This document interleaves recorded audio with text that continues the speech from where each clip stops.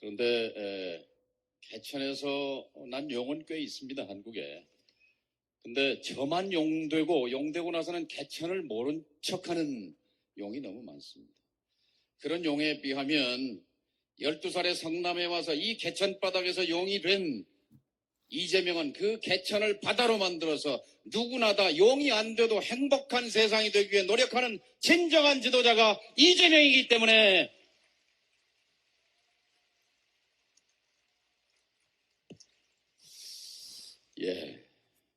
우리의 진정한 지도자입니다. 성남시장을 거쳐서 다음엔 경기도지사도 좀 하고 대한민국을 이끄는 지도자가 되기를 진심으로 바랍니다. 한때 이재명은 저의 비서실장이기도 했고 정동영을 통하는 사람들의 모임 대표도 했는데 나중에 이재명과 통하는 사람들의 모임 대표를 제가 해볼 작정입니다. 여러분 그렇게 만들어 주시겠습니까?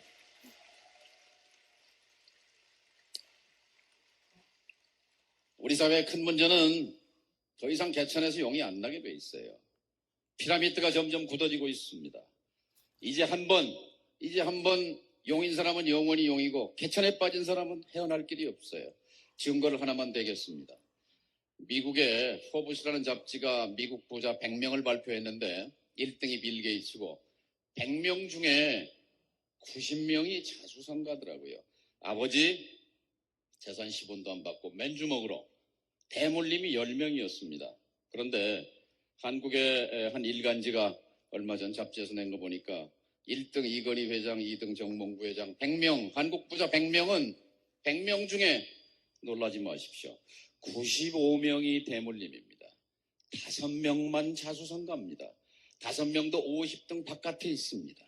이렇게 사다리가 치워진 안동에서 초등학교 나와가지고는 도저히 사다리를 타고 올라갈 수 없는 그런 세상을 바꾸는 것, 그것이 바로 이재명 시장을 돕는 우리 모두의 염원 아니겠습니까, 여러분? 그래서 이재명이 지금 위험해졌습니다. 정권이 나서서, 여당이 나서서, 국가 정보기관이 나서서 이재명을 흔들고 있습니다. 여러분 지켜주실 거죠?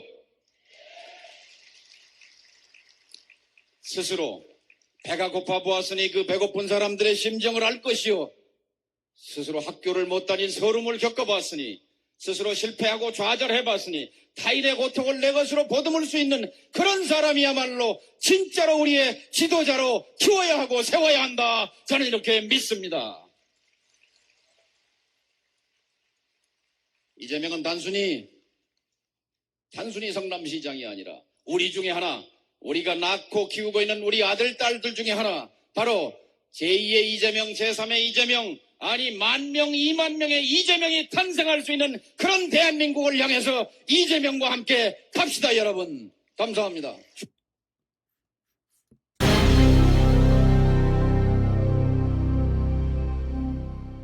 분명히 사회 부나 재력은 늘어났잖아요. 생산력은 분명히 이제 늘어났는데 더 많은 사람들이 더 불행해진 거예요. 더 많이 기회를 잃어버린 거예요. 너무 집중된 거죠.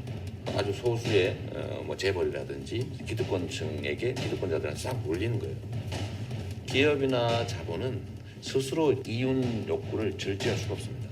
특히 정부가 경쟁 만능주의로 국제 경쟁력 맨날 그 얘기나 하고 하니까 결국은 큰 대기업들이 이윤은 독점하고 점점 커지지만 그 밑에 중소기업, 특히 고용 창출 효과가 높은 내수 중소기업들은 싹 죽어버리는 거예요. 그러니까 당연히 취업 자리가 없죠. 골목상권, 지역경제, 서민경제라고 하는 게 너무 대기업들이 예를 들면 문어발을 확장을 해가지고 서민 경제에 다 침투를 해버린 거예요. 그러니까 거기서 쭉 빨아가지고 다 여의도 명동으로 다 가져버린 거죠. 통닭집 주인이 돈을 벌면 옆에 가서 순댓국 먹고, 순댓국 주인이 이제 소고기도 사 먹고 그러는 거 아닙니까? 소고기 주인이 저희 막걸리도 먹고 이렇게 동네에서 돈이 돌아야 되는데 대형 유통점 이런 것들이 골목을 다 침투를 하니까 거기서 돈을 벌어가지고는 쭉 가서 서울로 가버립니다.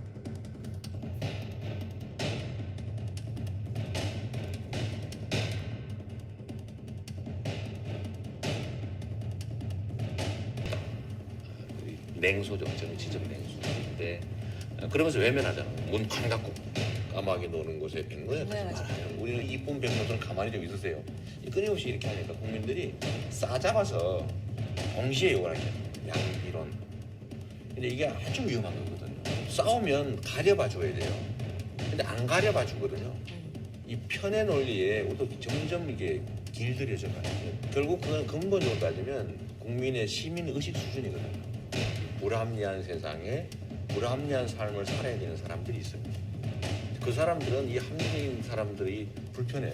그 합리적인 사회가 매우 숨막힌 거예요. 정상적인 정치인들이야 당연히 자기 가지고 뭔가 말하는 거나 정치적 의사 표현을 이렇게 올 수도 있는 거고 풍자할 수도 있는 건데 그거 별로 안 괴롭거든요. 근데 그런 사람들은 그런 얘기를 하는 것 자체가 너무 두려운 거예요. 이 적반하장이 이런 적반하장이 없어요. 민주주의란 한번 만들어 놨다고 해서 그 저절로 되는 건 아니고요. 끊임없이 만들어가고 끊임없이 지켜야 되는 거거든요. 지키지 않으면 언제든지 후퇴하는 거예요. 이 사회를 지배하고자 하는 정치 권력, 정치 체제를 통해서 부당한 혜택을 보려고 하는 사람이 기본적으로 존재하거든요. 그들의 저항에서 국민 개개인들이 세상의 주인으로 자기 역할을 하는 거는 그 사람들한테 불리한 상황이 끊임없이 이게 일종의 대립 갈등을 겪고 있는 거죠. 근데 그런 상태에서 국민들이 방심을 순간이라도 방심하면 언제든지 그들이 중요한 위치를 차지하고 지배하러 들어오죠. 이때까지는 방관하고 외면하고 냉소하고 자기들 일을 하고 있음에도 불구하고 모른 척했던 거예요. 근데 이거를 좀 고쳐서 성남시 살림이 시민들 내가 낸 돈이다. 시장이 하는 일이 나를 위해서 하는 거다. 또 시장이 행사하는 권한이 시민들이 위임한 거다. 성남시 시정구가 그래서 시민이 주인인 성남입니다.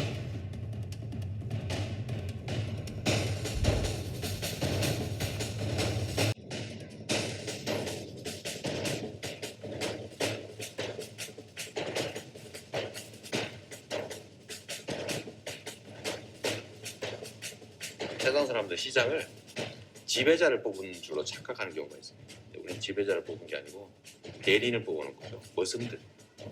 문제 해결이 잘 안 될 때는 시민들한테, 그러니까 이 권력의 주체한테 물어보고 알리고 그다음에 판단하게 하고 책임지게 하는 게 정말 중요하다. 그래서 제가 정치를 하는 이유도 사실 그것 때문이죠. 성남시장을 하면서 제가 하고 싶은 제1 목표가 주민이 정말 스스로 다스립니다. 그래서 민주적 소양을 키워서 이 나라도 정말 책임지는 그런 시민들로 만들어가는 게